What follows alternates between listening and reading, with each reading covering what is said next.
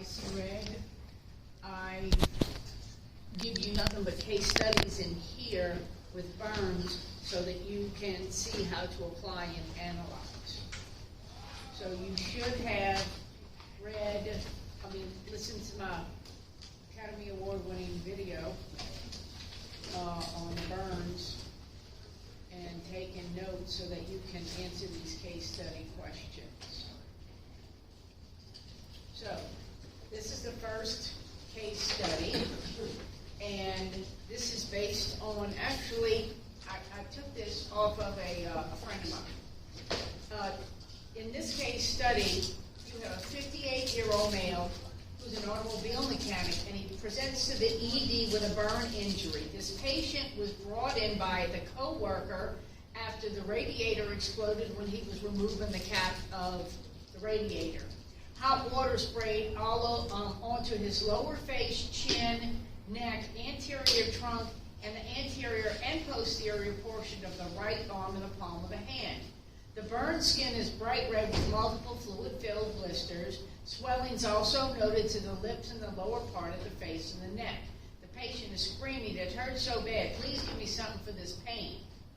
He's got no medical history, takes no meds, has no allergies, social history, uses a pack per day history of tobacco for 35 years, 2 to 3 beers after work, and occasional marijuana use, and he doesn't know when his last tetanus was. So y'all can record. I have no problems with you record this, okay?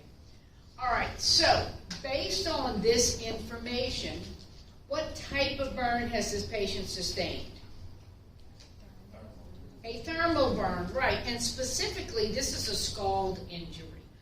But thermal burn, yes, it's heat. You can have dry heat, you can have wet heat, okay? All right, now, does this patient's burn injury meet burn center criteria? Yes. Tell me why. What aspect, what specific cues in there are going to warrant them being transported to the burn center? It's on his face and neck. Face and neck, and what else? Partial thickness on his arm. It's, well, actually, hold the phone. What did we say? He's got the arm, it's the anterior and the posterior portion of the right arm. So what kind of burn is that called? It's a Oh, yeah. Circumferential, right, yeah, circumferential, okay? So that, I believe, is another, because what happens when you have a circumferential burn? Say you got a circumferential burn right here. What's going to happen to the tissue distal to that? What's going to happen to the pulses distal? They won't be there. Right, because what do you think a burn injury does to your tissue? Well, it definitely starts off by causing what?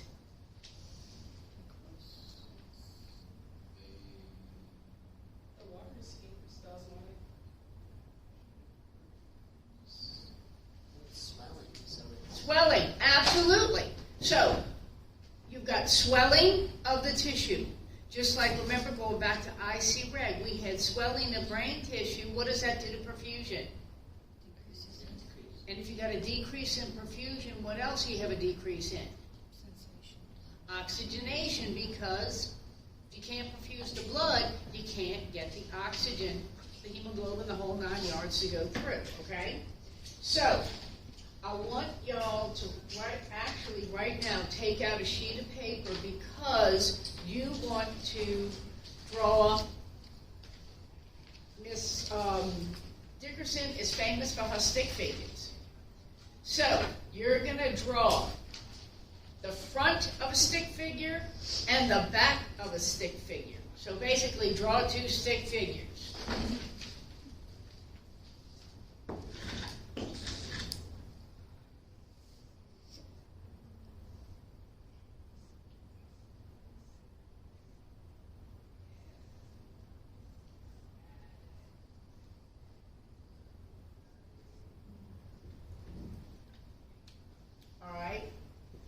So, what is this basic diagram called? Other than the stick figure, because we're going to fill it in with numbers. What is it called? The diagram that you use to look at a quick and dirty way to The rule of nines. Right, yeah, rule of. I promise you, this is on state boards. It is on NCLEX. Because this is a quick and dirty way for whether you're at a level 1 trauma center in New Orleans or whether you're in Golden Meadow. And you laugh because you know where that is. Okay, it's way down the road. So the closest thing you're going to get is some little urgent care Band-Aid station. But no matter what, doctors and nurses know rule of nines because this is a quick and dirty way for you to be able to get the total body surface area for a burn. Now, when that patient is actually, if they're required to go to a burn center, there's a whole nother, and you probably, if you read in your book, the Lund-Braudner scale, which actually busts up right up a quadrant of the abdomen, and then the lower, gives minute percentages. But we're going to use, for our testing purposes, this straight up, and this is the front, this is the anterior, and this is posterior. So, it's busted up. We got your head and your neck, all right? What is the total, what is the number, the numeric value for the head and the neck? What? 9%. No, the front anterior portion of the head and the neck. 4.5. So on your little piece of paper, your front, you put 4.5. And then, what do you think the back of the head and the back of the neck is? 4.5. Another 4.5, okay? All right. Now, you've got your anterior trunk. Oh, let's put the little triangle for the perineum. Okay. How much is perineum? 1%. Okay. All right. So we've got the anterior trunk, which goes from where the neck head thing left off down to right here.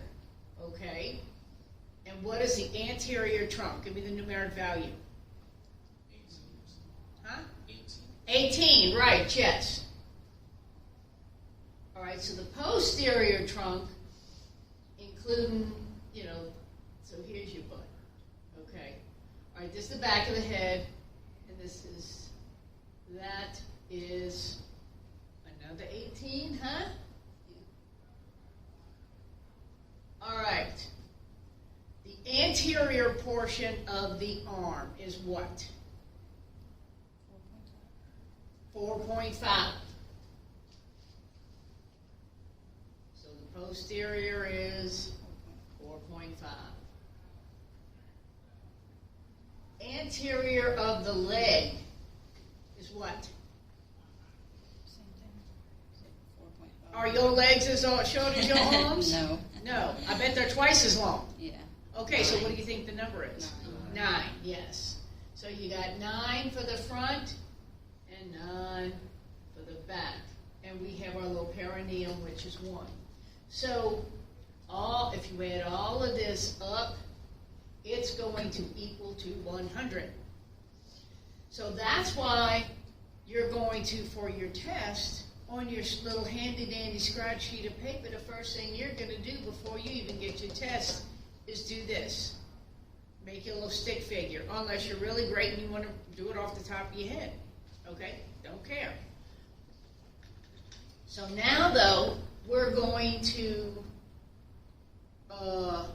let me clarify something before we move on to this. I want to go back to the burn center. Okay.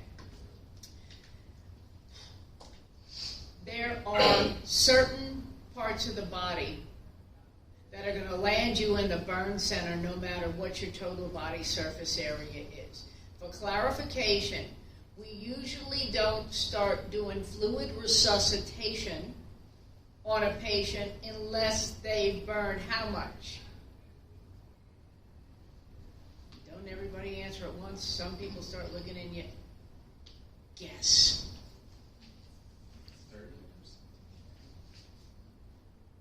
Usually 20. Okay? But that doesn't mean, that's not a hard and steadfast rule. Okay? But, which means I'm not going to test you on it. So, if I give you a description of blah, blah, blah, blah, blah, and I want you to calculate the total body surface area of a fluid resuscitation, whether it's 20 or greater or not, calculate it, okay? Because it's not a steadfast rule that they got to be 20 or above, all right? So that's all I really have to say about that. I just don't want somebody, because I had somebody, I gave a description on a test question one time, and I asked them to calculate it, and they're like, but they're not, it's great, it's less than 20, they're not going to get. I'm like, just calculate the damn thing. I'm asking you a question to calculate it. So if you see that, calculate it. Humor me, okay? So, or you could have left it blank, but you ain't getting no points for that. All right. So we talked about this diagram. Now we're going to use this diagram to calculate the total body surface area on this patient based on the cues. So I got to look here because right now I got clear. So what cues do y'all see? Where are they bound? Lower face, chin. Lower face what? What else does it say? Chin, neck. Okay. Right then and there, how much is burned based on that portion of the body? Write that down. Write down 4.5 because we're going to add up all of our injuries to get our total body surface area. Okay? Now, what else is burned? And we already said that's what's your number on that? 18. So add that to the 4.5. And what else is burned? The anterior portion of the arm. All right. And the posterior, so pretty much. So His what whole your right arm is burned. the whole that's correct. So what is the numeric value of the total body surface area of the anterior and posterior aspect of the arm? 9. That's correct. So we have 4.5, we've got 18, and we've got 9, right? And that adds up to what? 31.5. Does everybody understand how to get to this point? And everybody understands what you need to bring to the party to figure out what that is? In other words, you need to memorize the rule of nines and what everything, the numeric value, okay? All right, so now, calculate the total body surface area burned. We did that 31.5. All right, and we're going to come back when we get to the fluid resuscitation part, and we're going to plug that number in. But right now, I want you to tell me, based on these injuries, tell me what your 5 priority assessments should be for this patient based on their injuries. First, what order do we go in? Okay, and what about this patient's airway? Have you assessed based on this description of these cues? So look at his lower face, like his neck, all of that. Right, and we already said when tissue is burned, what does it do? And what's housed in your neck? The trachea. Okay, so if that neck starts swelling, what is it going to do to that trachea? Occlude it, right. So my airway assessment is I've got to burn to not just my trachea, But what else? As we go down the neck and we fall into the anterior portion of the trunk, what's here? Your lungs, okay? And what's here? The diaphragm, right, yeah. Y'all are going to look, and I think I got pictures of it already in my film, but there is the hard, black, tarry skin when it's burned. What is that called? Eschar. And what is Eschar described as? Like a leather. Leather. Okay, so if you think about it, if this patient, now with his injuries, probably not going to have the Eschar, but I've seen patients come in and they have had, I mean, they were crispy. They were black and it was hard and leathery. So what do you think that does to ventilation? It decreases it because you can't expand. So there is a procedure that they're going to do for those patients. You know what it's called? An eschorotomy. In fact, I watched it on TV the other night again.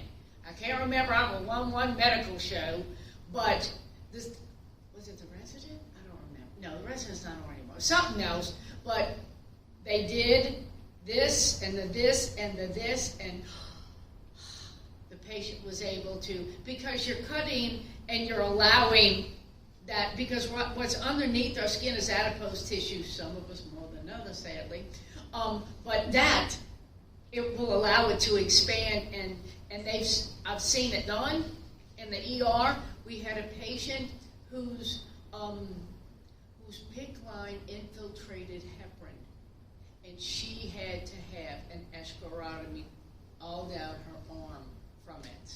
So, because that apparently was very caustic to her skin. But at any rate, so we've got airway. We've got breathing issues. Okay? What is C? What about circulation is going on with this patient? Are they circulating it well? Why not?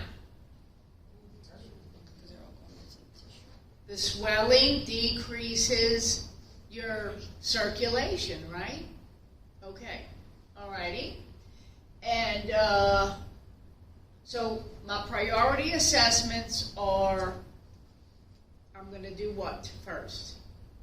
When we walk into a patient's room, what's the first thing we look at? Are they breathing? Right. Well, this guy walked in, he's hollering in pain. We know he's breathing. We know he's got a patent airway because he's hollering at me. But that patent airway is going to go soon, because the longer you wait, the more it's going to get, the worse it's going to get. So, you think this patient's going to be intubated prophylactically? Yes. Just like the patient, I see reg a lot, they're both trauma. I see regs and burn. So you're going to see a lot of similarities related to this, because the treatment of trauma is very similar no matter what the traumatic event is. You're never deviating for your airway, breathing, circulation. So this person is going to likely be intubated. Okay, so give me 5 priority nursing actions that we're going to do for this patient. What are we going to do related to getting the person? Well, first of all, while they're getting the intubation stuff together, what do you think you can do for that patient from an airway breathing standpoint? Sit them up. Oxygen, you can sit them up at, 30 is good. But oxygen, what kind of oxygen are you going to apply? Maybe like A non-rebreather, exactly, because we're not going to dilly-dally around with no 2 liters of nasal cannula, okay? we're gonna do a non-rebreather. Now, y'all already got tested on the non-rebreather, right? Okay, so what kind of, what are you going to, when you put the non-rebreather mask on the patient and you hook it up to that regulator, what are you going to turn that regulator, that oxygen regulator up to? What number? When you're looking at that regulator, you know the green thing, when the green dial with all the little numbers and the little ball goes up and down? It's all the way up to 10. And all the way up is what number? 15. It's 15. Yeah, so you're going to turn it all the way up to 15. You'll likely see the bag, the reservoir, but they need 100% non-rebreather mask until we can get them intubated. Okay? So we're going to put them on a non-rebreather mask. And so that's going to cover my airway. Now he's still breathing on his own for right now, okay? But what else, equipment-wise, goes with the breathing? Pulse oximetry, we'll put that on while we're at it, okay? And then we're going to, what's C? What's C stand for? Circulation. So what are some of the actions, priority nursing actions related to circulation that we can do while they're getting ready to get this guy sedated and intubated? What, baby? Yeah, a set of vitals, absolutely. Okay, so you can get a full set of vitals on them. What are we going to, we get our vital signs, but what else is included in circulation? We're putting our ears on. What are we putting our ears on for? Listen to our sounds. We're listening to breath sounds even before he gets intubated, and we'll talk about after intubation. You think you need to listen after intubation as well? Why? Exactly. You need to make sure that you've got, what kind of breath sounds? Starts with a B. Bilateral breath sounds, that's right. We want to make sure that it's intubated in the right way. What are we going to apply to 5 spots on their body with little sticky pads? Cardiac monitoring. Yeah, we're going to do a lot. Now, this is a little tricky sometimes because if they've got burns, you don't want to put it on the burn spot.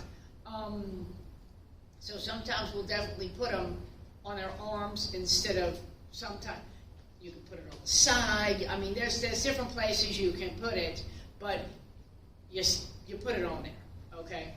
All right, so we've got 5 priority nursing actions. We got 5 assessments. We're assessing, are they breathing? I'm looking at their cardiac. So this person has, what other part of cardiac are we going to assess? We're looking at their, but we're, first of all, listening for circulation. What are we listening for? We usually count it for a minute down here. Right. Do they have a rhythm? Because just because you put them on a monitor doesn't necessarily, you check your patient, right? So you're going to do your apical pulse. Likely they're not going to do that for a minute. They're going to do a 15 times 4 and call it a wrap. But what about, I already told you about that with the circumferential burn. We all have a problem with distal circulation. So what else about circulation are we going to assess? Peripheral pulses, right, yes. Okay. And cap refill. Peripheral pulses, cap refill. For the hands and the feet and the hands, okay? All right. So the guy has been intubated, and I think that's moving on to page 2. Okay. The patient is now intubated, and we've established that 31.5 total body surface area has been burned, and this patient is going to require fluid resuscitation, all right? What phase of the burn injury are we in right now? Resuscitated. I just finished saying, what are we going to do to him? Give him what? Fluid what? Resuscitation. So what phase am I in? Resuscitation. The resuscitation phase, okay? All right. What is the name of the commonly used formula that we're going to use to calculate how much fluid the patient's going to need for this resuscitation period? We're going to use the Parkland formula. There are multiple formulas, but again, NCLEX tests you on Parkland because it's one of the easiest ones to remember. Okay? All right, and what is the Parkland formula? Give me the numbers. 4 times what? The weight in kilograms Weight in kilograms. times the TBSA percentage. Okay, well, we've established that 31.5% of this patient's tissue has been burned. So total body surface area here is 31.5. We're not going to calculate percentage for the whole thing. We're taking the percentage and just plugging in the numeric portion of that. We're not going to calculate per percentage. Comprende? Y'all all understand that, right? The 4 is a constant. No matter what the weight is, no matter what the total body surface area is, you're always going to use 4. And I don't know why. I didn't make it up. Ask the Parkland people. But don't forget the 4. All right, so now this patient weighs 210 pounds. But we got to convert it to kgs. So pull out your little handy-dandy calculators or use whatever you got to do to turn your 210 pounds into kilograms. What do y'all get? 95. I get 95.45.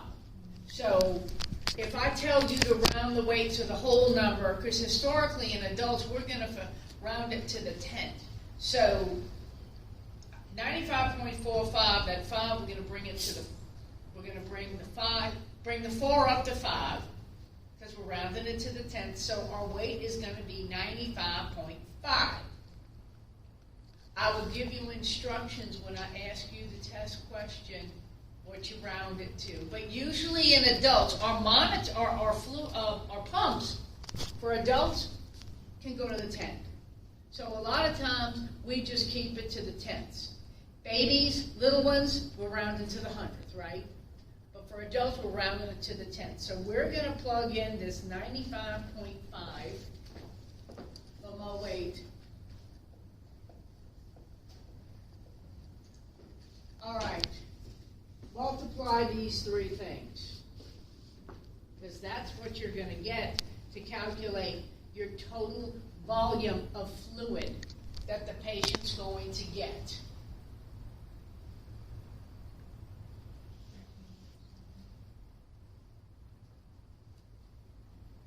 What you get? 12,033. Try it again.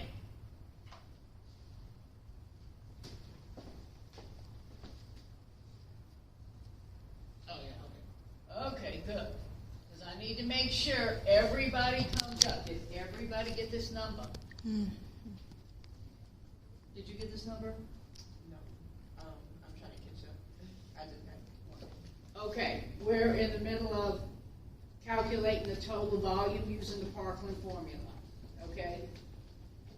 All right, now, so this is the total volume of fluid that they're going to get for the entire fluid resuscitation period. And, by the way, how long is it going to take to infuse this total volume? 24 hours. All right, but how many phases to this resuscitation are we going to go through? There's 2 phases. All right. How long is the first phase? 8 hours. 8 hours. And by process of elimination in a 24-hour day, I've exhausted 8. How much is it? What's the other? 16. 16, that's right. So when you're setting up your Parkland formula, the whole thing, you're going to draw your little stick figures, you're going to write your little Parkland formula, and this is how you're going to set it up. I can ask you 50,000 questions related to volume. How you going to give it how long? So let's start with the basic. We've got 12,033. We've got 2 phases in which we've got to give this. So what am I going to have to do with this big number right here first? Divide into Divided it by how much? How many phases do I have? 2. So what do you think I'm going to divide that into? 2. 2. Everybody divide that number into 2.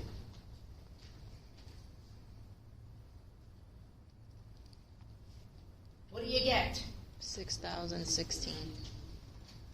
6,016.5. So I've got 6,016.5 over here. I've got 6,016.5 over here. All right? So if I ask you on a test, after you figure all this stuff out, how much is the total volume that the patient will get? You're going to tell me 12,033. 12,033. If I say, how much fluid are they going to get during the first half of the fluid resuscitation, you're going to tell me what? 6,016.5. And if I ask you, what are they going to get in the second half, you're going to say? 6,016.5. All right, now, what if I say, and listen closely, how many milliliters per hour is the patient going to receive during the first half of the fluid resuscitation phase? What are you going to do with this number? Divide it by 8. Divide it by 8. Everybody divide that number by 8.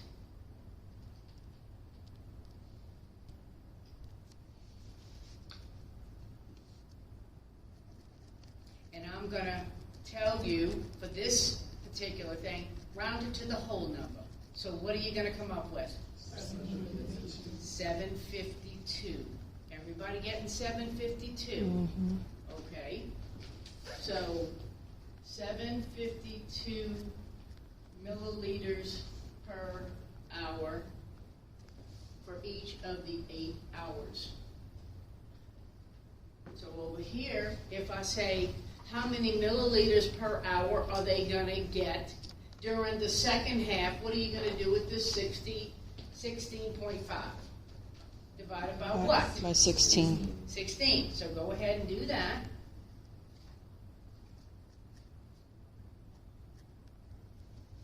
And I'm going to tell you to round it to the whole number. What do you get? 376. 376.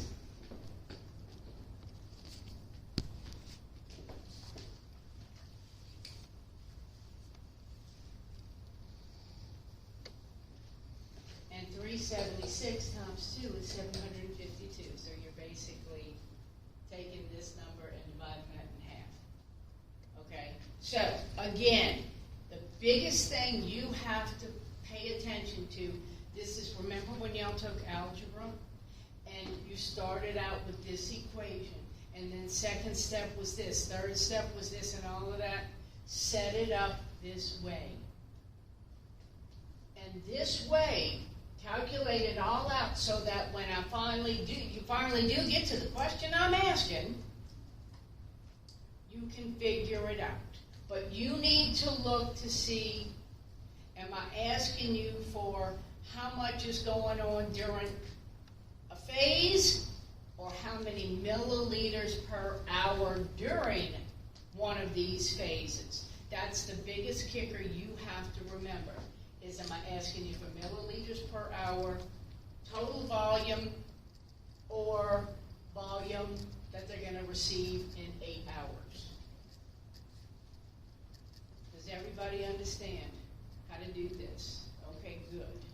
Because that is, you will see this on my test, you will see this on the final, and you will see this on boards.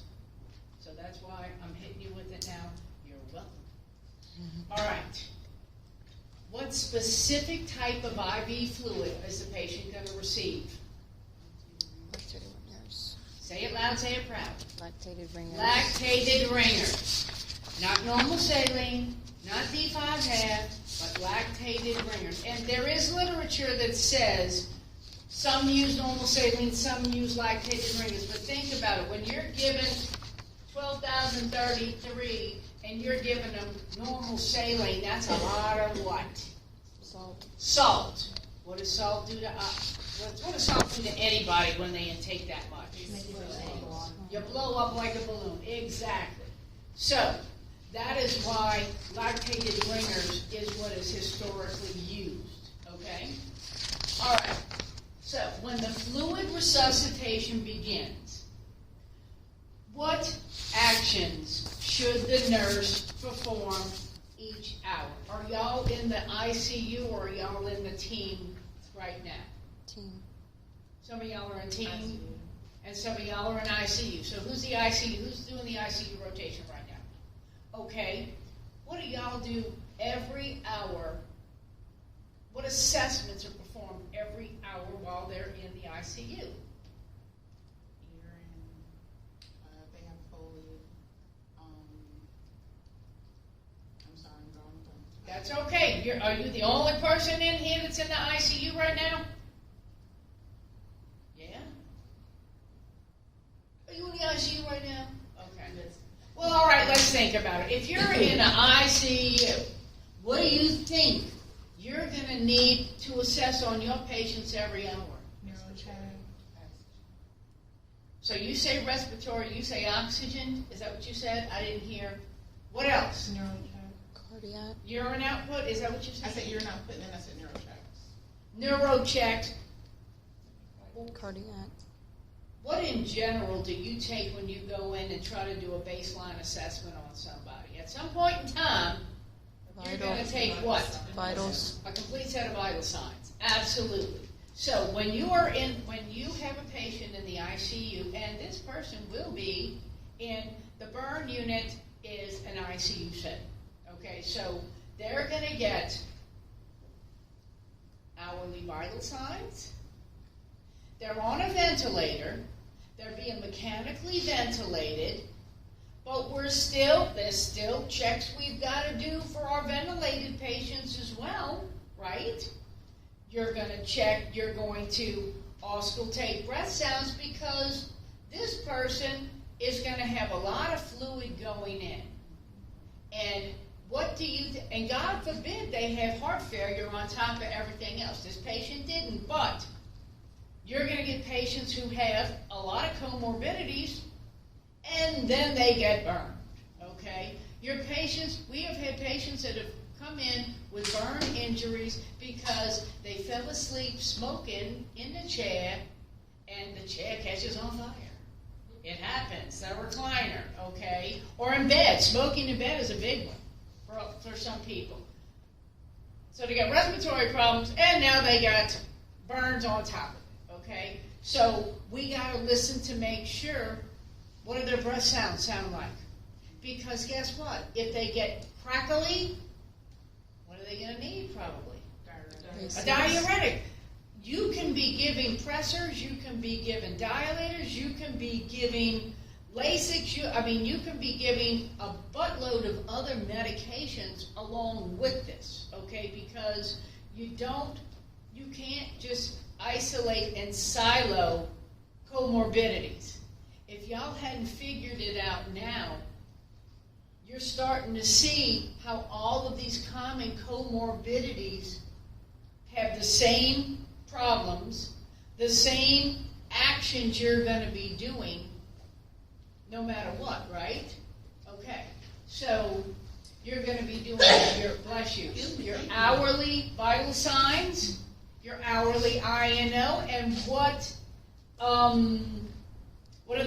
they going to have to insert to do that? We're not using a PureWick. Indwelling urinary catheter with a little urometer hanging on the front of it, right? Yes. So that's going to be hourly. And then what part of all vital signs are important, but what is the largest organ on the body? The skin. Skin. And we got 31.5 of it that's been burned. What are they at risk? What's going to kill them first?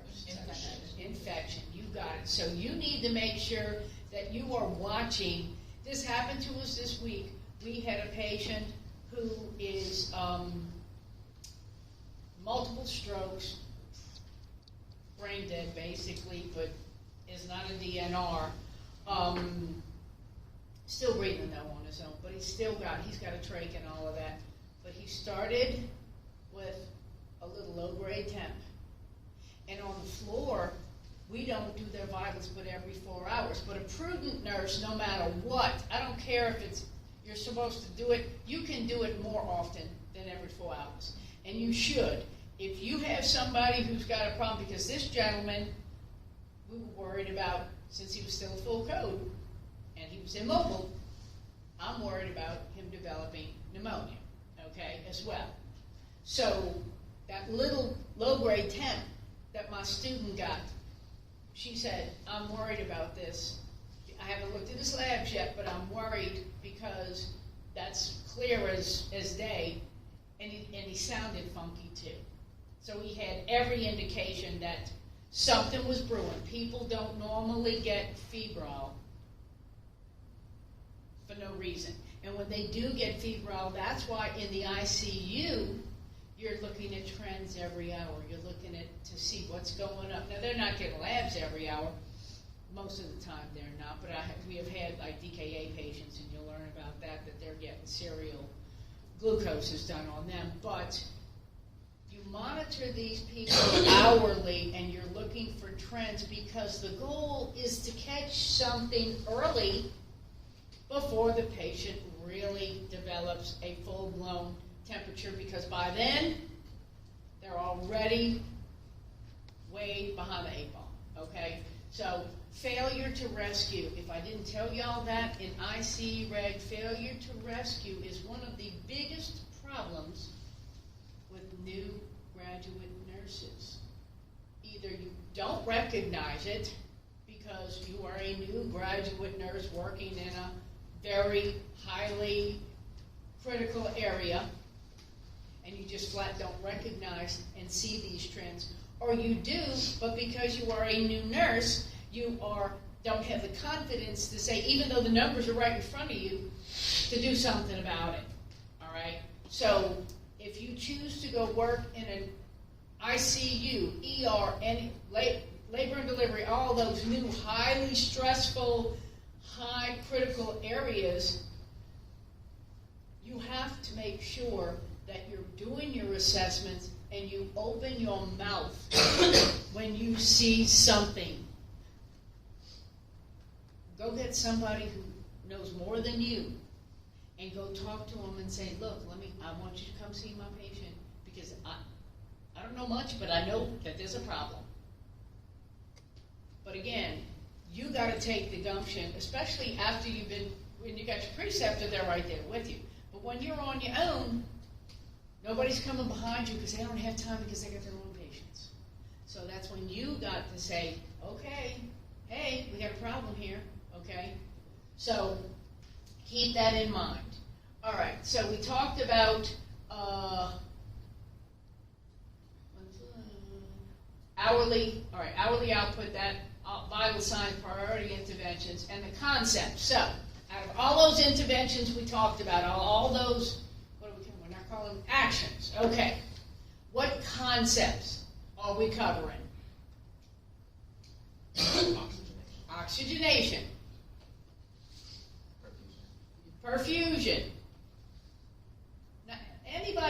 give this poor guy a break. Somebody spit something else out.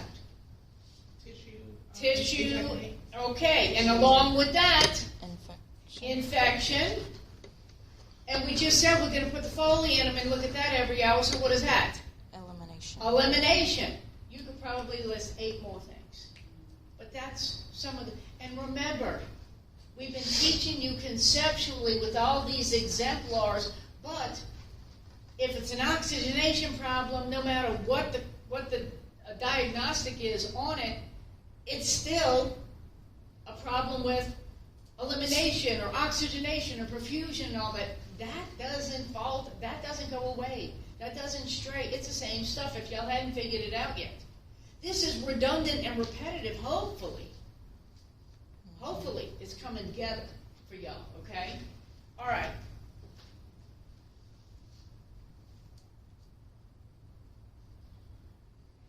Okay. It's been 48 hours. We already gave our fluid during the first 24 hours. Then we're getting into our second day. So what do you think after they get all this fluid? What are they going to look like? Yeah. If y'all saw my video, you saw the picture. The pre and post intubation picture of the guy, right? They nasally intubated this guy. I don't know if y'all paid attention to that.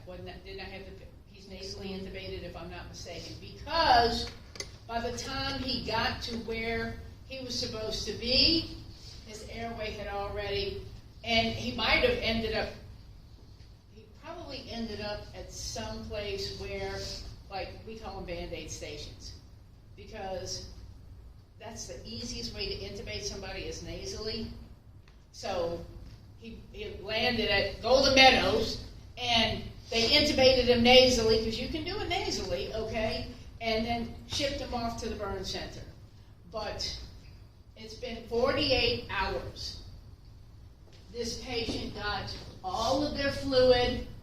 Now they're all propofol for sedation. They're fentanyl for pain, because you think this person's in pain no matter whether he's knocked out or not.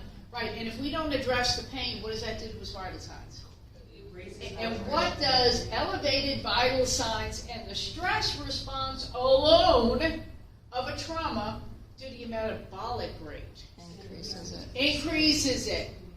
So that's burning a lot of energy that they don't need to expend, because if you're burning and expending a lot of energy, what is it decreasing?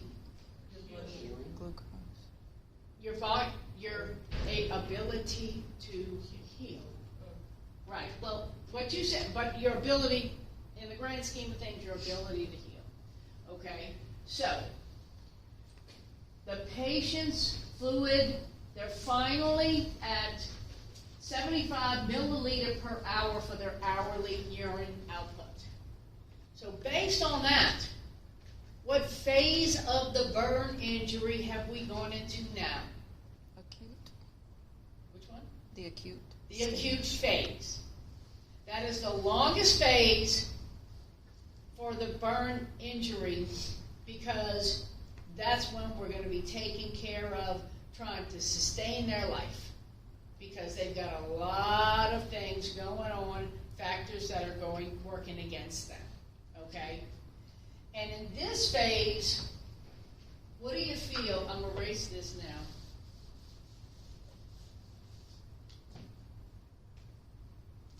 There are 4 things in this that we are targeting. Not that we're going to ignore the other stuff, but what are the 4? Well, first of all, what did we already say was going to kill them first? Infection. Infection. Okay, so we're monitoring, and what's going to get infected? Their wounds, right? All right. What's another thing that we've got to monitor on a routine basis? Their wound care, pain. Right, we're going to do wound care.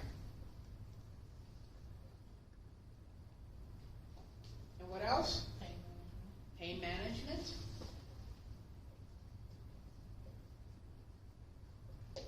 One more thing. What is it? Nutrition. Nutrition. Absolutely.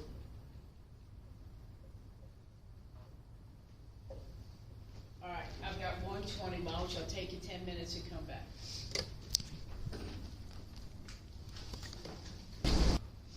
Okay, so, what criteria we said that the patient's in the acute phase now, and what criteria do they have to meet in order to say they're in the acute phase? To maintain their urinary output. Exactly, they have to maintain their normal urine output. And what is the range for a normal urine output? At least 30. No, we're more specific than that now. We're big girls and boys and we're full of ICU players. What is it? 0.5 to 1 what? Per kg of weight per hour. That's why everybody gets a weight in kilograms, because not only are our medications, some of the medications given based on weight, but we look at fluid volume if we want to be more specific. Okay? All right, so this patient has a good urine output. So that tells me what's working. Their kidneys are at least perfusing because they're getting a urine output. And that's really what we're worried about, because we already said that all this big swelling that they're getting for getting all this fluid, they're going to third space initially. So they're going to, if all of my volume is going from intracellular to extracellular, what does that do to my blood pressure? Lowers it. It brings it which way? Down. Yeah, they're hypovolemic. That's why we got to give them these copious amounts of fluid so that we can drive the fluid hopefully back into the cells, because the wound, remember, and I'm not trying to go back to, was that regular biology, I think it was, with the shifting of the cells and all of that. I don't want to go crazy with that, but, it's sort of like the osmotic diuretics, where it goes from a higher concentration to lower concentration, or lower to high. I forgot what it is off the top of my head. But it's the same kind of thing, okay? So now that we've got good urine output, they're going to be on some form of maintenance fluid. Because if they're intubated, they're sedated, and they're getting their IV fluids, when they're intubated, what else do they insert into the patient that goes in to decompress their stomach? NG2. Either NG or OG.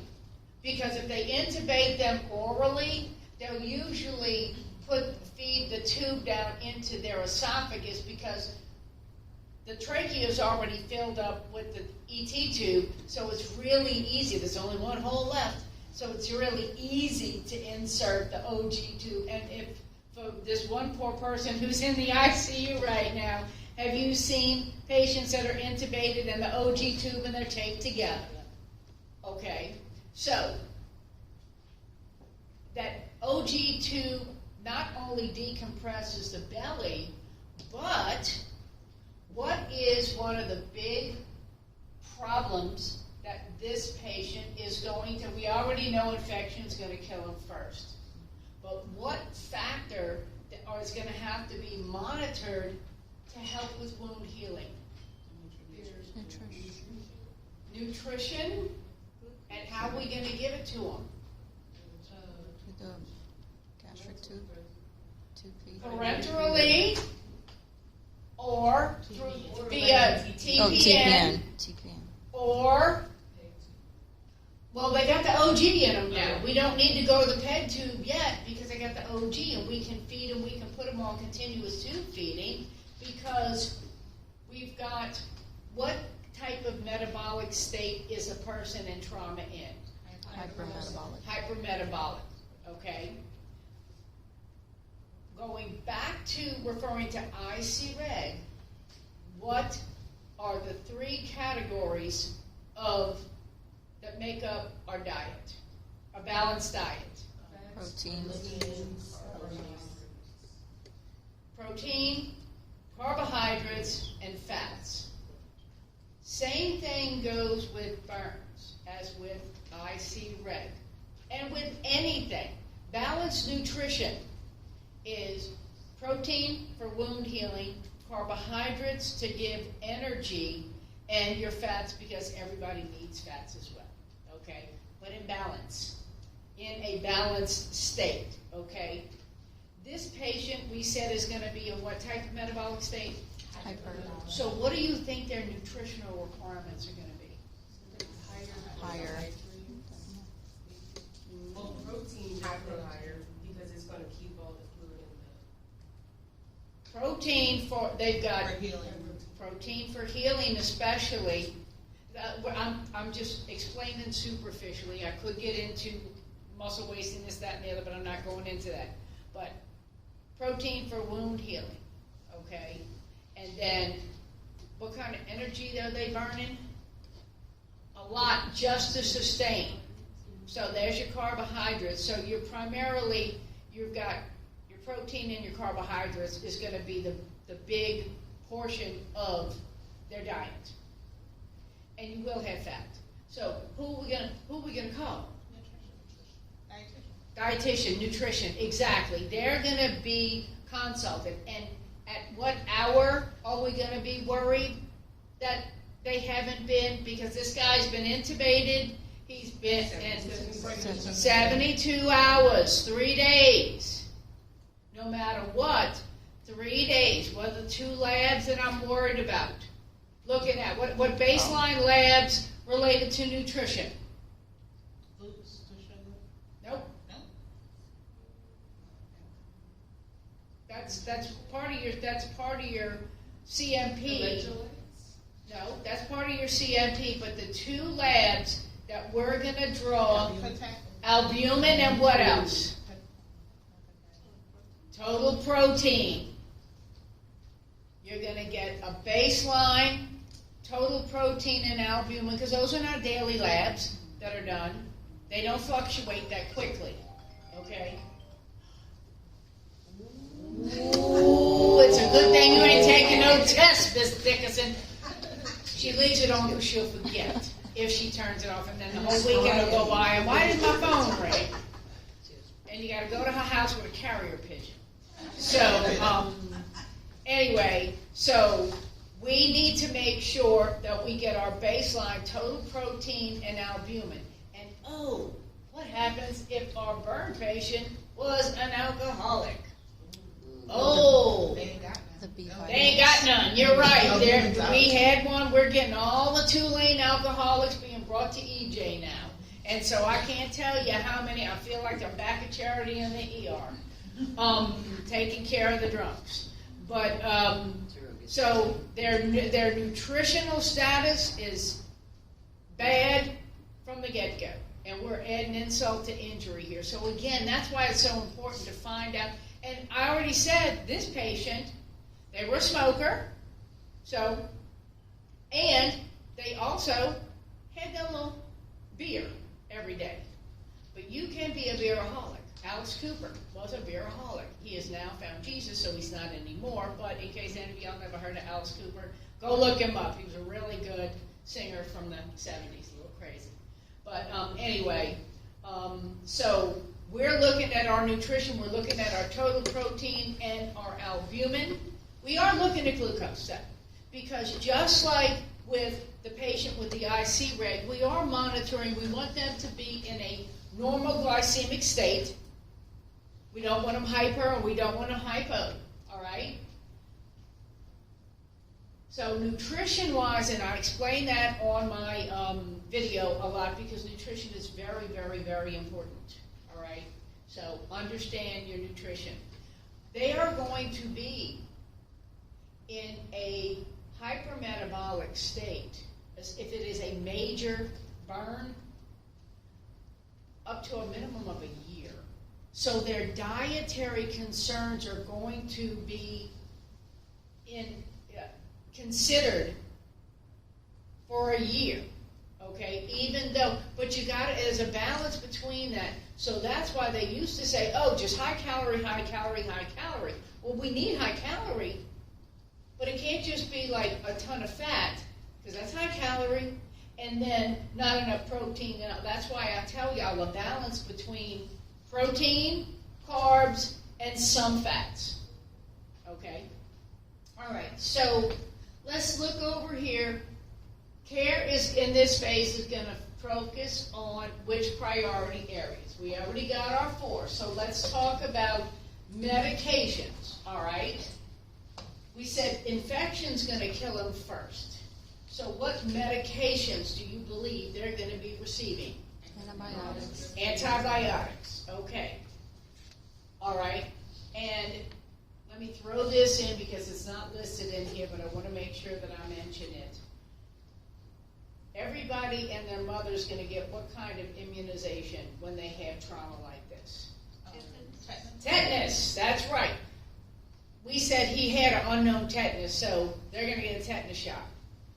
That's not my number 1 priority, but it is going to be something because of my wounds, my infection, and all of that. So, and if they don't know when their last one was, it ain't going to kill them to get another one. Okay, but it might kill them if they don't. So, that all-important tetanus shot is going to be given. Infection, antibiotics. So let's talk about going back to our circulation. When this patient came in and we said we were going to, for circulation, we were going to put him on the cardiac monitor, but what else? How were we going to give him all these fluids? IV. What kind of IV access? Large bore.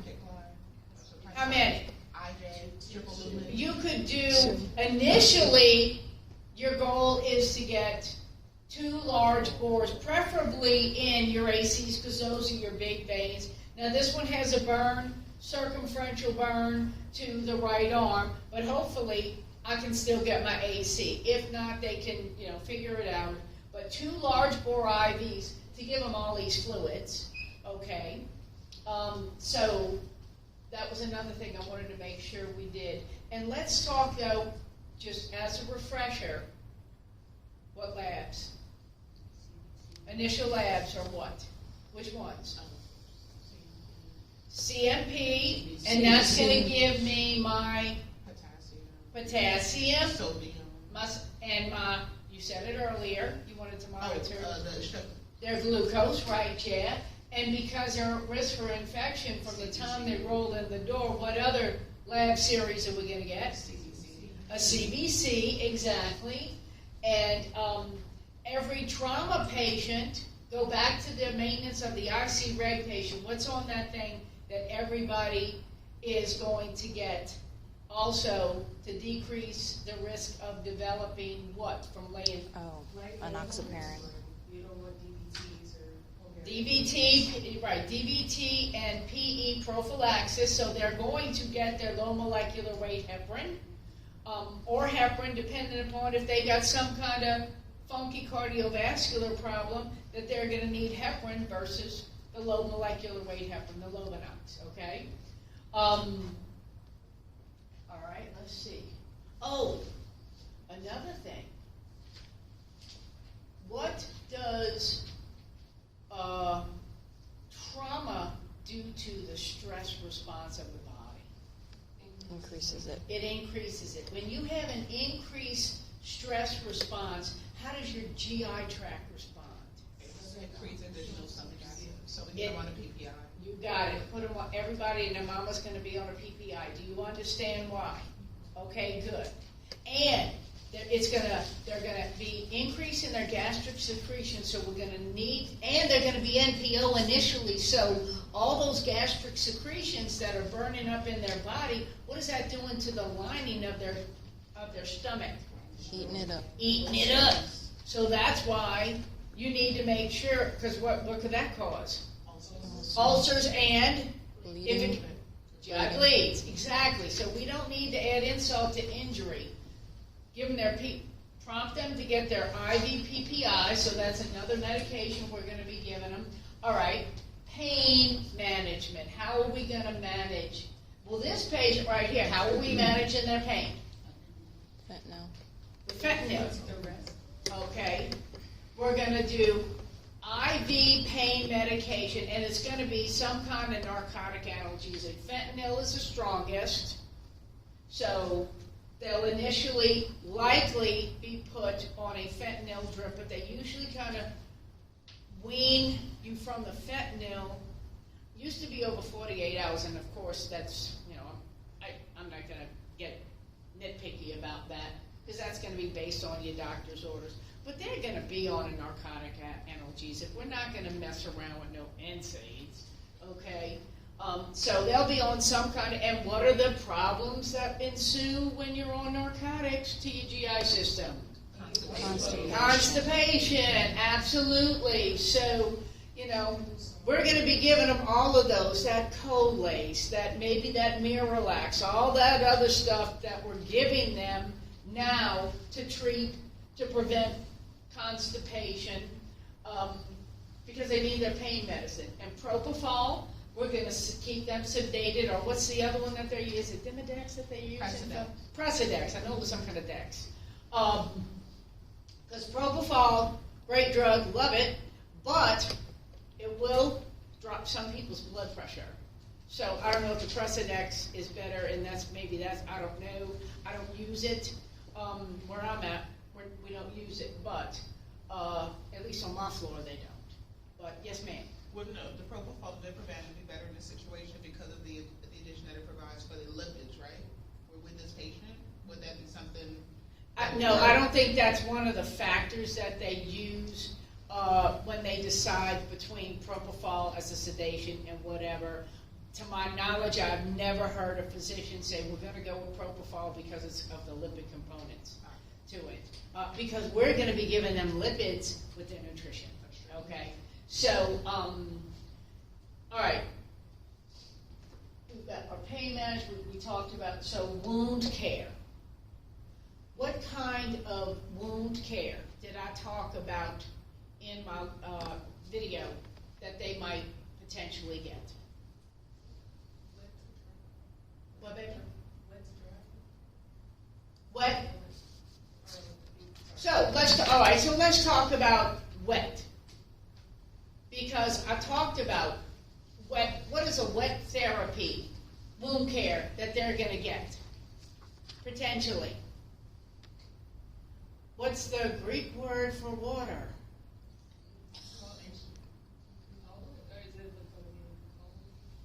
I guess they don't know.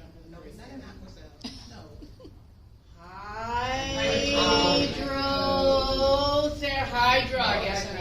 Hydrotherapy. They have stainless steel tubs that they will fill with water and put the patient in the hydrotherapy, because what do you think that the ladies, and maybe men too, when we go to get a pedicure, what's the first thing they do? What do they put your feet in? Warm water with the little bath salts or whatever it is. Why do they do that? Slough off the excess. Slough off, and what does it do to your skin? Soften. It makes it soft. You think when they're debriding all of that burnt skin, it's a little easier to do it if it's softer. So hydrotherapy is one of the things that they will use. They will be taken to surgery, full-blown general anesthesia surgery, to do other forms of debridement, surgical debridement, okay, especially if you're dealing with larger areas, because all of that's got to be done under what kind of conditions? Sterile conditions, preferably the OR, but any time you're going to deal with this patient, any procedure that you're going to do for wound care, we need to make sure that we maintain what? Sterility. Right. So it's all going to be sterile. It's not just straight up. So one of the biggest things you have to learn is how to accurately put on a pair of sterile gloves without contaminating your hands. Because once you contaminate a abort your mission. That's why you always bring 2 sets of gloves and 2 sets of whatever it is if you're going to do a sterile procedure in case you screw something up. Because you don't say, oh, well, I just touched it for a second. Well, you know what, that second, if you just figure, oh, my little second doesn't matter, and everybody that lays hands on somebody said, oh, my little second didn't matter, and add it all up, those seconds turn into minutes, and that's how they become septic and die in the hospital, okay? A lot of times it's because of problems with people handling them in the hospital when they should have been under sterile conditions, and they broke sterile field in whatever form or fashion, okay? And it's totally appropriate if you see somebody that is doing a sterile procedure and they break sterile field. If the patient's awake, you may just go to them and say, you ain't going to abort this mission, or you broke sterile field. Don't say it in front of the patient, but by the same token, don't let it go on, okay?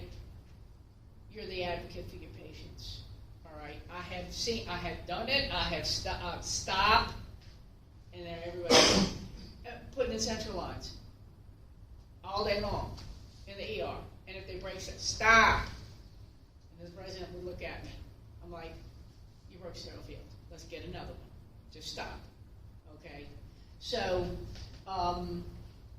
wound care, meticulous, sterile wound care.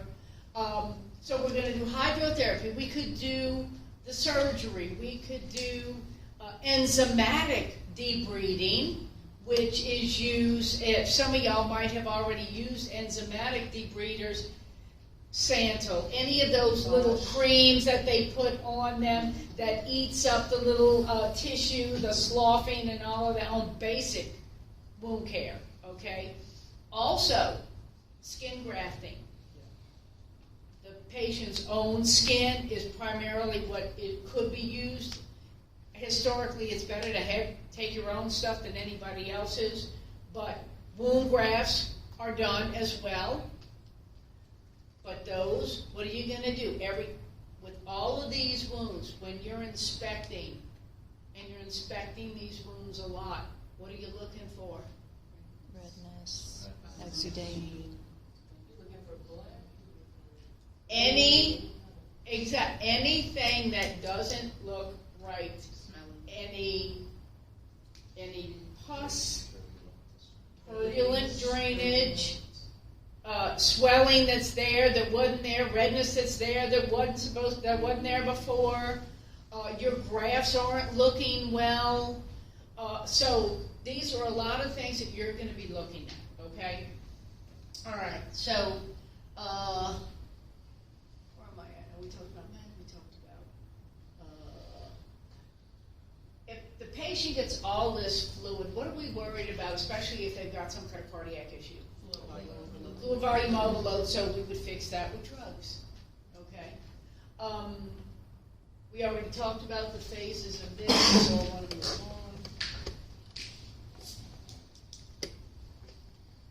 on. All right. This patient has been in the burn unit for 6 weeks.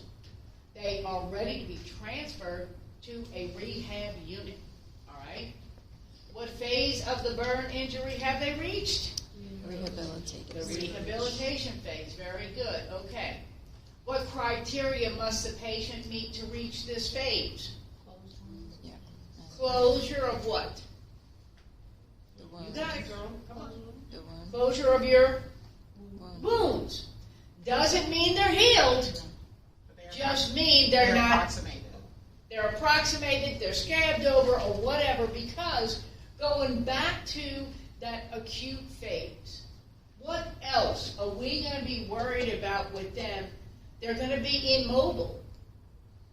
We're giving them their low DVT prophylaxis, but if they're not moving around, especially like that compartment syndrome, they could develop compartment syndrome, but if they're laying in the bed and they're not moving around because they're in pain, they're sedated or whatever, what are we supposed to be, or what are one of the other departments that are gonna come in and work with them routinely?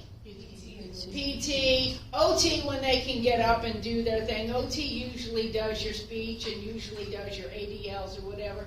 PT is gonna do your, and it could be at the bed, because if we don't move them, if we don't move their joints and extend and stretch and all that, what are they gonna develop? Contractures, absolutely, okay? So we're gonna do that in the acute phase, but we're really going to, once their wounds are closed, then we're gonna really hit them harder with rehab, in the rehab phase. What is the goal of any kind of rehabilitation? To get back where you were. Highest level of function, preferably taking them back to where they were before their injury, but close, if they can't, close to. All right, so with this patient, what nursing actions are, when we are in the rehab phase, what nursing actions are we going to be still doing on them? You're still going to be doing your basic vitals, but this person's not on the vent anymore. They're awake. They're breathing on their own and all of that. They still have wounds. They're closed. So what do we still need to look for?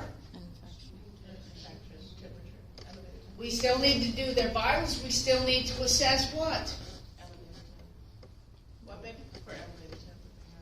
Well, that's part of your vital signs, but with all these wounds that are covered up, and they're doing PT, more rigorous PT, what am I worried about those wounds doing? Opening up. Oh, reopening, absolutely. You got to look for that. And what do you think they're going to need before they go to get this PT? Pain management, absolutely. That's not going to go away. Okay. What about the we added a couple of other concepts to this, but these are the same concepts we discussed before with your oxygenation and infection and nutrition and all of that. How are the patient's wounds and scars going to be managed during this phase? I guess we kind of talked about that already. You're definitely going to continue to do the assessment, but do you think that even with the debridement, you got somebody that's got like a major burn, do you think that those scars are going to go away? No. What are they going to have routinely, perhaps for the rest of their life? Surgery. There's a plastic surgery to try to get them back to here. To try to get them, but some scars, it takes years. We had a student once that said she had burned her hand as a baby, and she has had, and she was like 30 years old, and she has to go have every so often a tendon in her hand released because the scar tissue that even develops, you can't get rid of all of that. And so in order for her to have full function of her hand, she's got to go get these tendons released because of the scar tissue that's developed. And then plastic surgery, no matter what. Now, if you have a deep enough burn, they can, if they've got a debride, like if it went all the way down to your muscle, you're going to have divots. So plastic surgery related to that, because to my knowledge, they do not have grafting of major muscles. I mean, if they have, I don't know about it. But, so, and that patient had a burn to their hand, and they were a mechanic. So what if the burn was to the point where they had no function, or they had limited function in their hand? Can a mechanic? No. So there goes their livelihood. So when you have, just like with a patient with a traumatic brain injury, the same thing applies. The psychosocial aspects of something like this. You are treating the patient, for the rest of their lives, and they also have support groups for patients with burns, burn trauma, brain trauma, any kind of trauma. There are support groups for them. So you as a nurse, along with social service and all, are working with these patients to take all of these things into consideration as well. Anybody got any questions, or is this kind of making sense in a linear, fashion? Okay, good. I tried to set it up to go from worse to better, because that's the goal for anything. All right. I'm moving on to a different type of burn injury. So this patient comes to the ED after sustaining an electrocution injury. Their right upper arm brushed up against a live wire, sending a shock down their arm into their right hand. The patient denies any kind of loss of consciousness, has no visible injury, and their only complaint is right arm and right hand pain. Okay? So, electrocution injury, whether it's through current or whether it's from lightning strike, that's energy as well. That's energy. What assessments are we going to worry about doing, and in what order?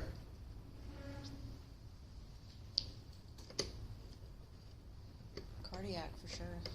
Well, cardiac for sure, but am I worried about cardiac first?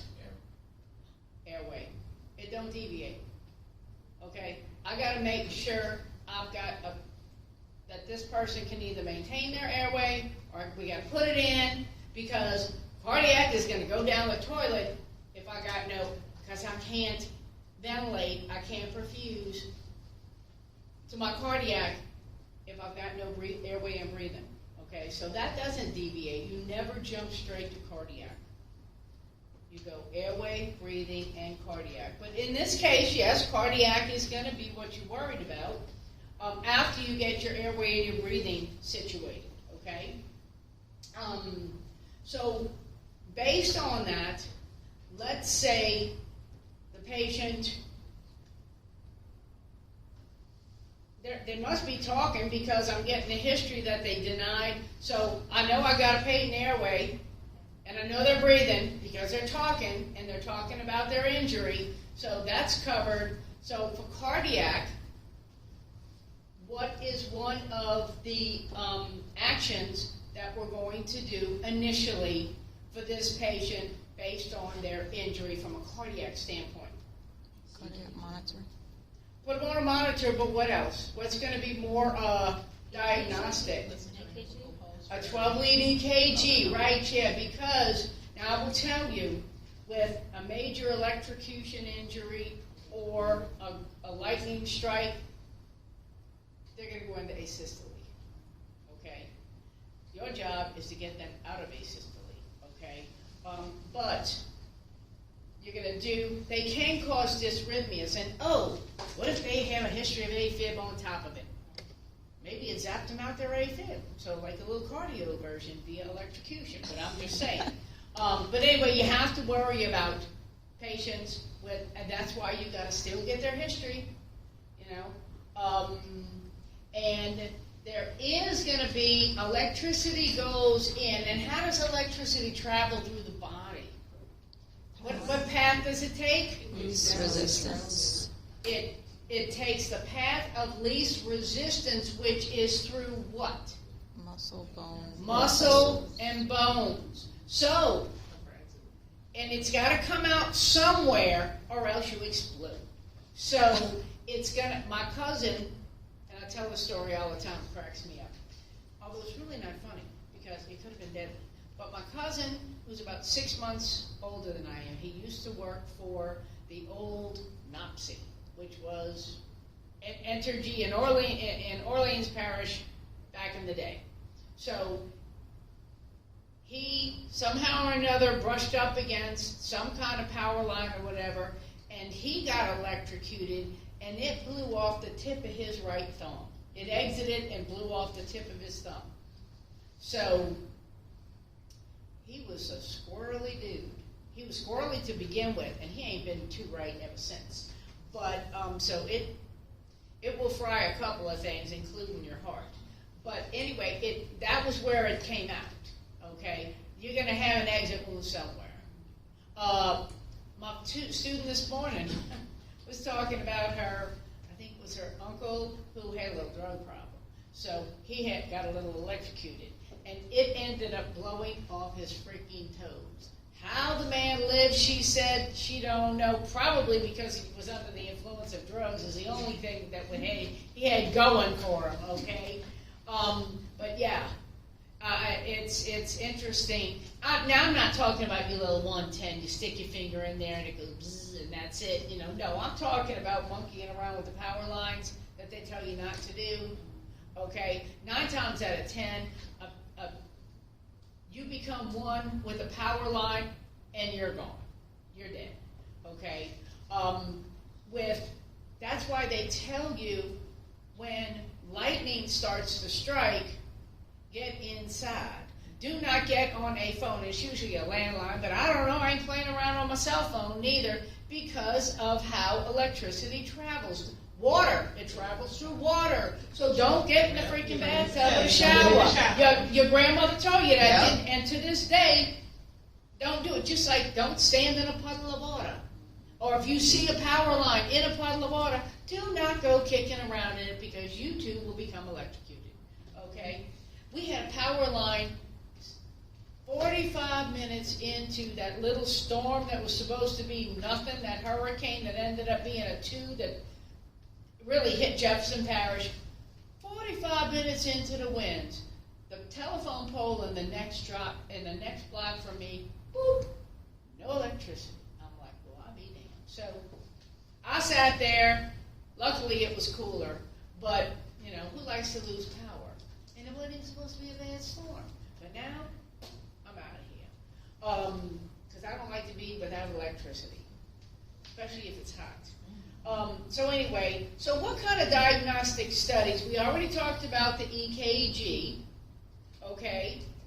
What other injury, since we're talking about traveling through muscle and bone, what other injuries could this patient have? And it's a lot of times it's related to muscle damage. Kidney. Huh? The kidney. You could take a hit to the kidneys, but what is a specific, and it causes coke-colored urine? Rhabdo. From trauma, right, yeah. The patients that are found down for days at a time are in rhabdo because of that, and the coke-colored urine is one of the big diagnostic factors that they're going to have. But that's trauma. A jolt of electricity to your muscle. What do you think your muscles are doing when it's getting hit? Exactly. They're in a constant state of, that's why they tell you, do not touch the person who's being electrocuted. But they're doing this. So it's in a constant state of muscle contraction, and it just kills your muscles, okay? So, so you're going to get labs done on them as well. What are your basic labs you're getting on them? CBC, CMP. For your DVT, PTT stuff, what are you doing? Your coags, and your major burn patient was going to get, what other? Albumin. Well, that too, albumin and total protein, but what's the one that's going to give them the little band? The extra little band, in case they got to do surgery. Type and cross, right, yeah, let's not forget about that. And we talked about the concepts already with this. I don't think I need to belabor this point. I want to move on to my next one. All right. This patient comes into the ED after being involved in a house fire. The patient is awake, alert, and oriented, and has no visible injuries except for singed eyebrows. The patient is coughing up this clear, black-tinged sputum. So what kind of burn injury do you think this patient has sustained? Inhalation. What is your cue? The eyebrows. And If you got enough heat coming your way that's going to singe your eyebrows, that's some intense heat. And you're breathing, so you're breathing in all of this heat. And when you're in a house, you got stuff in your house. Your sofa, your curtains, your window treatments, your everything. So when these things burn, what do you think that they're emitting into the air? Chemicals and toxins. All right, gases, right? Which way the gases go? Up. So why do you think they tell you to drop down and crawl out the house? So that you don't walk through and get all of these, breathe in all of that toxic, hot chemical. What do we have flowing through our respiratory tract that is very, very fragile? We got a bunch of, well, that's our alveoli, but before the mucosa, your little cilia, exactly.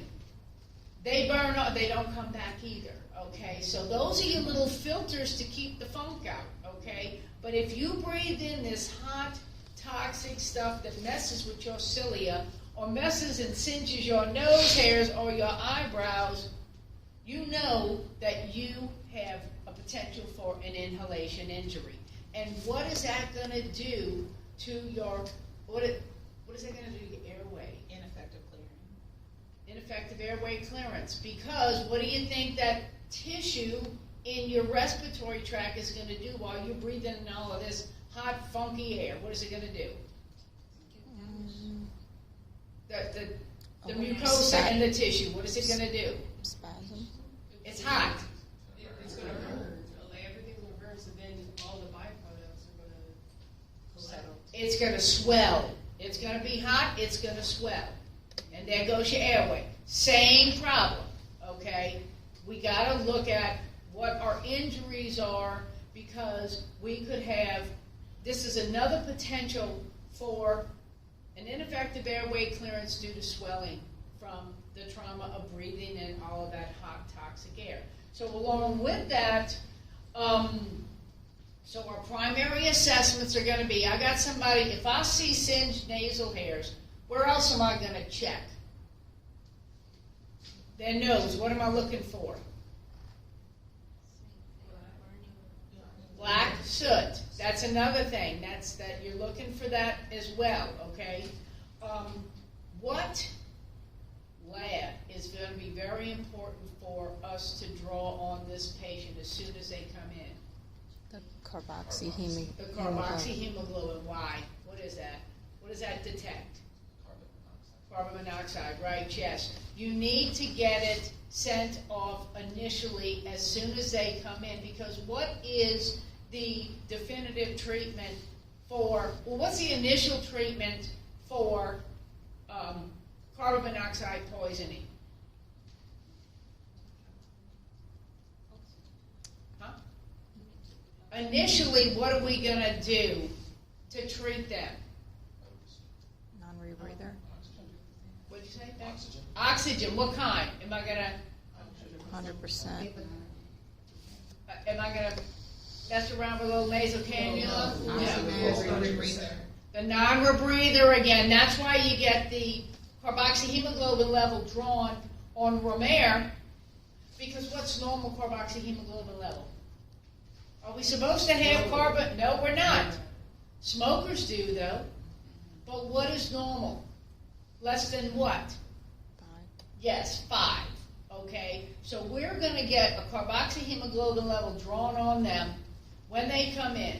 We're going to put them on the non-rebreather. We already said we're cranking it up to what? 15. That's the highest number to deliver the 100% into that rebreather. And we're going to keep them on that for a while. And then we would redraw another carboxyhemoglobin to see if it's come down. Because if it doesn't come down, well, if we get a high enough one initially, we're going to send them to what kind of treatment? Hyperbaric. Hyperbaric, right, because that's 100% oxygen under deep pressure, which can deliver up to 400 liters of O2 at one time through these dives, okay?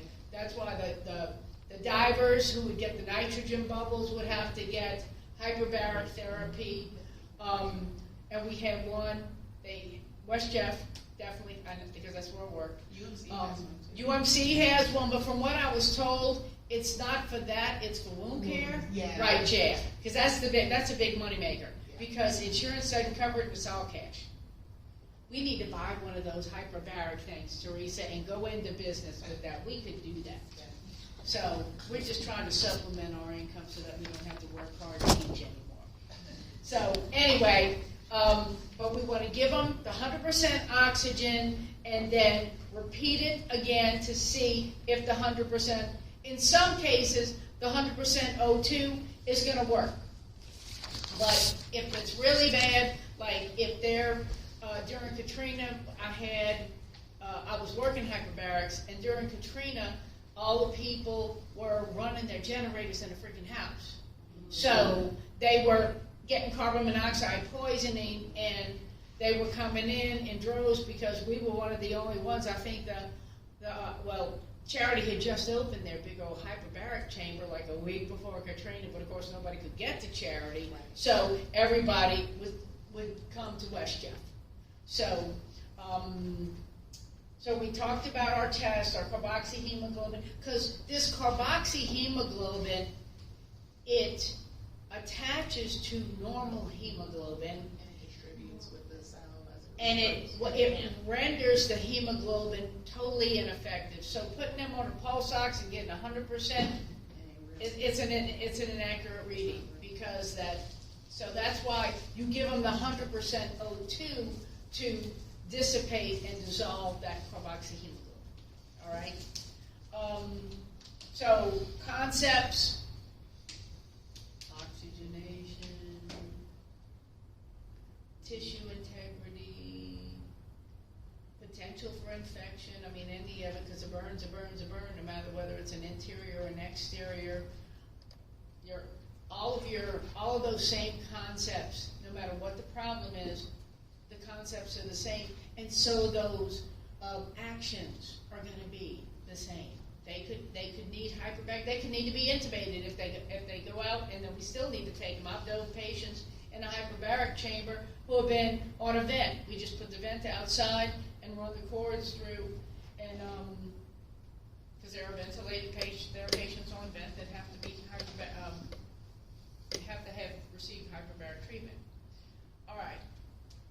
The last one is, this is a family member found a patient lying on the kitchen floor. They were unresponsive, but they were breathing, and they had the posterior part of their right arm was laying in a puddle of clear liquid. They were fallen out on the floor, passed out. There was an overturned bottle of ammonia, and there was a big smell, strong smell that was present. So the family called 911, and when EMS got there, the patient woke up and said, "Oh, I guess I inhaled that ammonia and I fell out." Okay. Anybody ever got anywhere near some ammonia and how strong it is? It'll take your breath away for sure. Okay. That's why you should probably not use ammonia in an enclosed. You need ventilation. So when you're cleaning your bathroom, if you use ammonia, keep the door open, okay? So the patient ends up having a partial thickness burn to the left posterior aspect, and I think I said it was right arm, so it's the back of their right arm, okay? But that little burn, did that require them to go to the burn center? No. But what type of burn injury did this patient sustain? Chemical. A chemical burn. And what kind of chemical is ammonia? It's alkaline. Y'all learned about alkaline, you learned about acid, you learned about... So, which one is worse, an alkaline burn or an acid burn? alkaline, because it continues to burn and burn and burn until you stop the chemical reaction. How are we going to stop this? How do you get the alkaline off of somebody?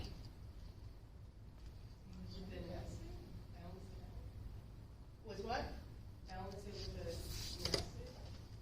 No! Jesus, somebody said that this morning. No, you do not put an acid on an alkaline to neutralize it. No. What kind of stations do they have set up? And Ms. Pezos is going to teach all about that as well, in labs. And what's squirting out of the stations? What?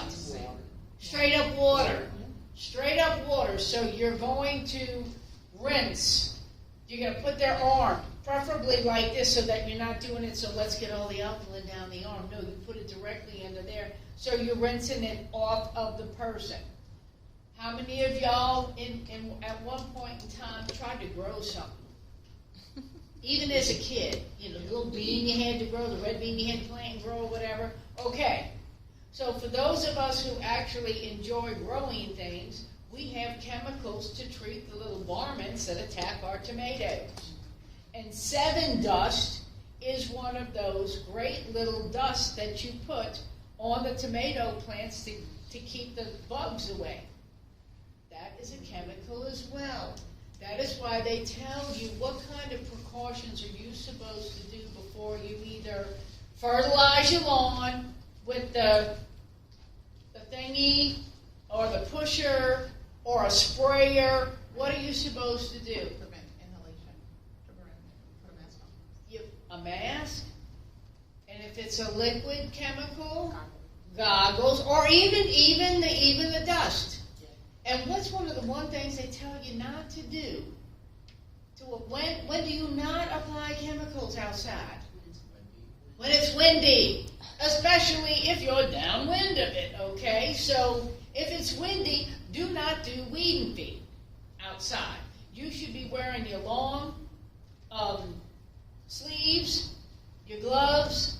You especially go outside. You've seen the guys cutting the grass, the ones that are really, they got their visors, they got their earplugs, and the whole 9 yards going. You should do that too, because those are chemicals as well. Now, if you get these chemicals, this powdered form of these chemicals on your tissue of your body, how you get it off? Girl, don't rinse it off. Don't rinse it. What is going to happen if we add water to this chemical dust? What's it going to do? It's going to seep in. It activates the chemicals. No. How are you going to get it off?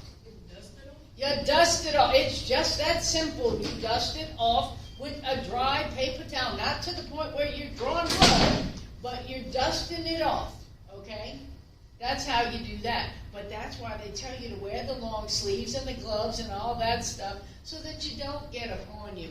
And then you go wash your clothes afterwards. And you don't wash those clothes with any other clothes. And Ms. Dickerson's going to talk to y'all about, when she talks about healthcare system policy, disasters and radiation and you're going to take them clothes off and dust them off too, while the radiation is seeping into your body. But that won't happen until later. Don't worry. It's not going to kill you initially.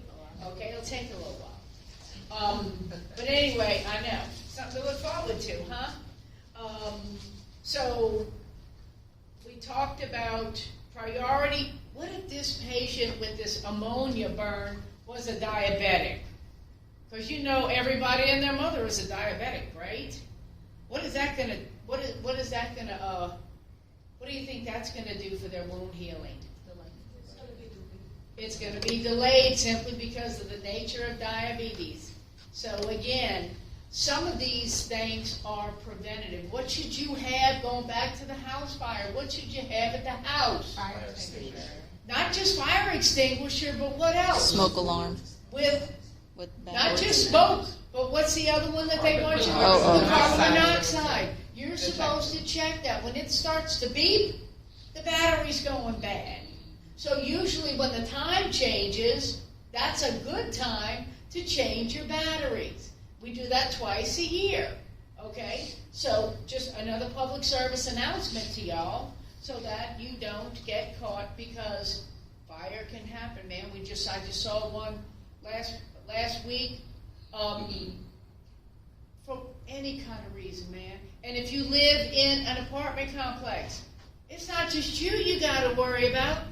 It's your developmentally delayed neighbor who goes out and gets drunk and wants to cook something at 5 o'clock in the morning and then catches the whole damn place on fire. You're laughing, but it happens all day long, okay?